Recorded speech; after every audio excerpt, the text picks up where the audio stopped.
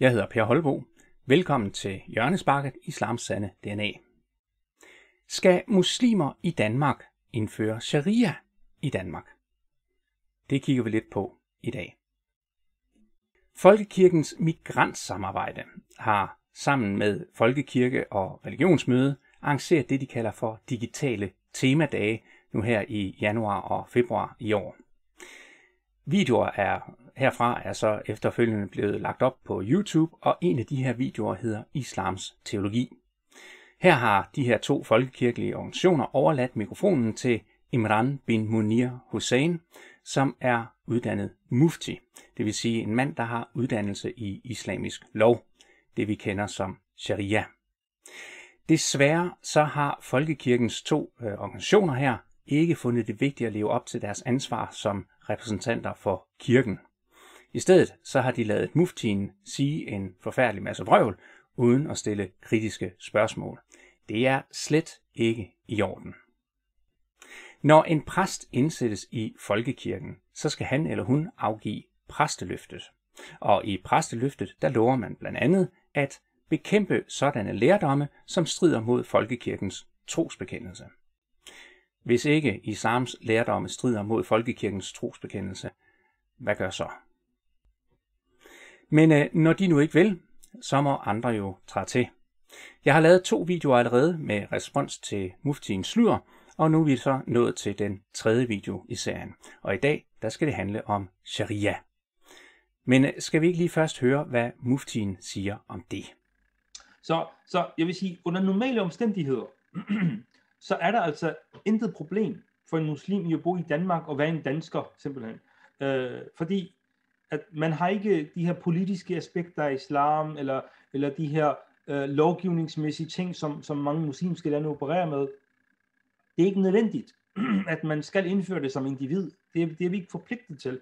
Jeg er ikke forpligtet til at komme til Danmark og omringe eller omdanne Danmark til et islamisk samfund. Det giver ikke mening. Det er absurd i virkeligheden at tænke på det på den måde. Okay.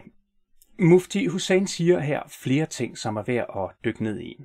For det første så siger han, at det ikke er noget problem at være muslim og bo i Danmark, og hans begrundelse er, at man ikke har de politiske aspekter. Man er ikke forpligtet, siger han, til at indføre sharia i Danmark som individ. Jamen lad os se lidt på den del først. Surah 3, vers 104. Lad der af jer fremstå et fællesskab, der kalder folk til det gode og påbyder det rette og forbyder det forkastelige.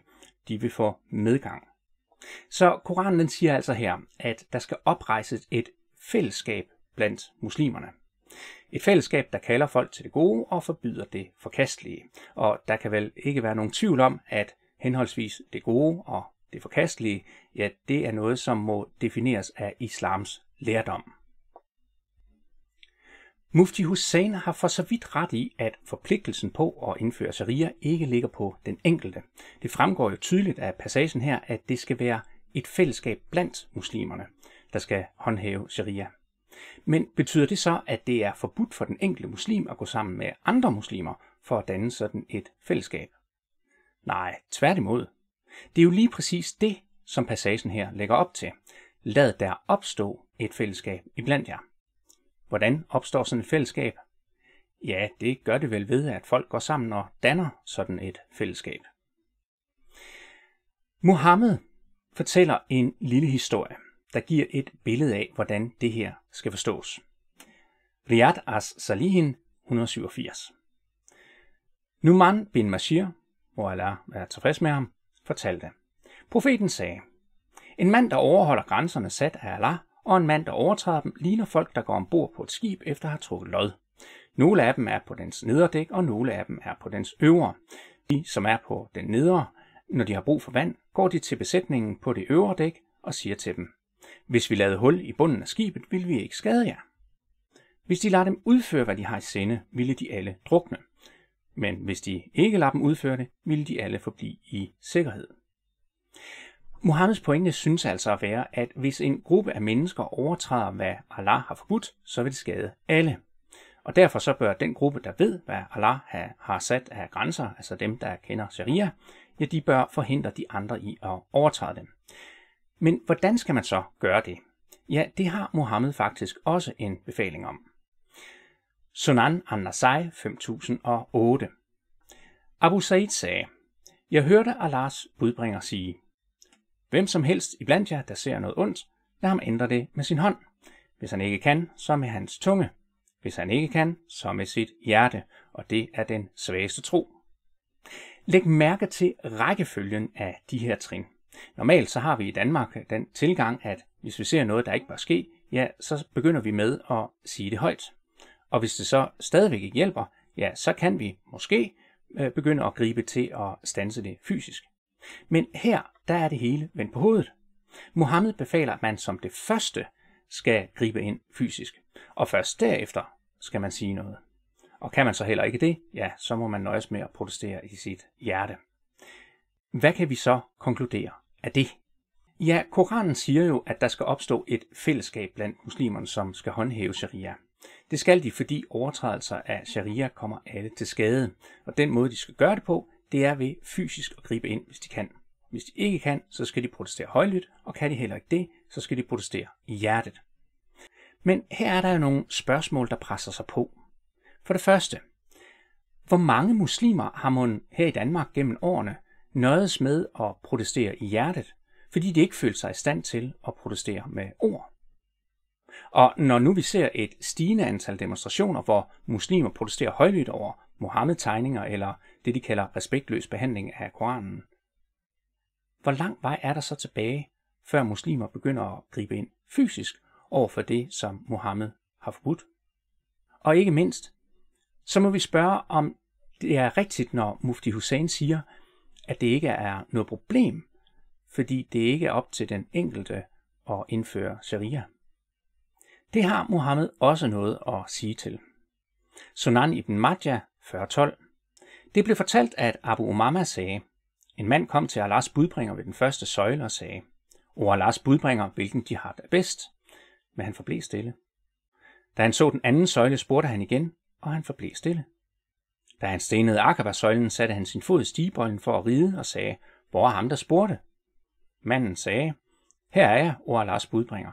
Han sagde, et sandt ord talt til en uretfærdig hersker. Her ser vi altså det andet trin i aktion, altså højlydt protest, og det er i det her tilfælde protest over for en uretfærdig hersker. Men hvad vil det sige? Hvornår er en hersker uretfærdig? Og hvad vil hersker i det hele taget sige? Vil det mon gælde for vores folketing, når de vedtager love, der strider mod islam? Men det bliver faktisk værre endnu, for en af de passager i Koranen, som muslimer gerne henviser til, når de skal hævde, at man som muslim kun er ansvarlig for sig selv, det er Surah 5:105. O I som tror, tag vare på jer selv. Den, der er vildfaren, kan ikke skade jer, hvis I er retledte. Til Allah skal I alle vende tilbage, så vil han meddele jer, hvad I har foretaget jer.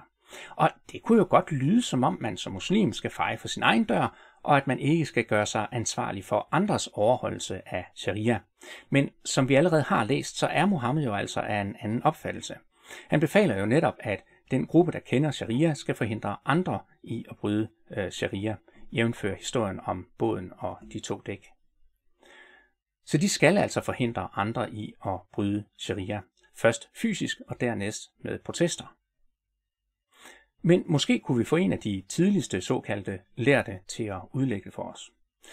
Sunan ibn Majah 4005.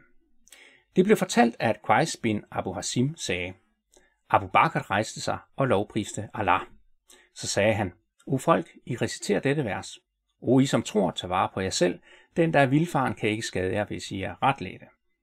Men jeg hørte Allahs budbringer sige, hvis folk ser noget ondt og ikke ændrer det, vil Allah snart sende sin straf over dem alle. Så det, som Abu Bakr siger her, det er altså, at når folk reciterer Surah 5:105, så de altså misforstået, hvad det betyder. For hvis der er nogen, der ikke overholder Allahs bestemmelser, så vil Allah straffe alle. Og skulle der stadig være nogen, som er i tvivl om, hvorvidt Mufti Hussein har ret i, at det ikke påhviler den enkelte muslim at håndhæve sharia, så lad os da lige se, hvad de 4 sunniskoler mener. Reliance of the Traveler, Q2,3. Hvis der tvivles på, om et barn har ret til at irettesætte sin fader eller en hustru sin mand, eller for private borgere at irettesætte deres hersker, så er svaret, at alle har fundamental ret til det. Ja tak. Her til sidst så vil jeg lige gøre opmærksom på en lille detalje i det, som Mufti Hussain siger. Lad os lige høre det en gang til. Så jeg vil sige, under normale omstændigheder. Fik du fat i det? Lad os lige tage den et par gange, så den rigtig kan synge ind. Under normale omstændigheder. Under normale omstændigheder. Under normale omstændigheder. Under normale omstændigheder. Hvad vil det sige? Og hvordan kan det være, at verden, Ane Kirstine Brandt, ikke stiller det spørgsmål? Det er jo egentlig ret lige til, og det kræver ikke engang den mindste viden om islam at stille de her spørgsmål. Det er lige til højrebenet. Men okay, jeg kan godt hjælpe med at formulere spørgsmål, hvis det er.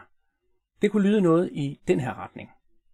Mufti Hussain, når du siger, at det ikke er nødvendigt for den enkelte muslim at indføre sharia i Danmark under normale omstændigheder, hvad mener du så med normale omstændigheder?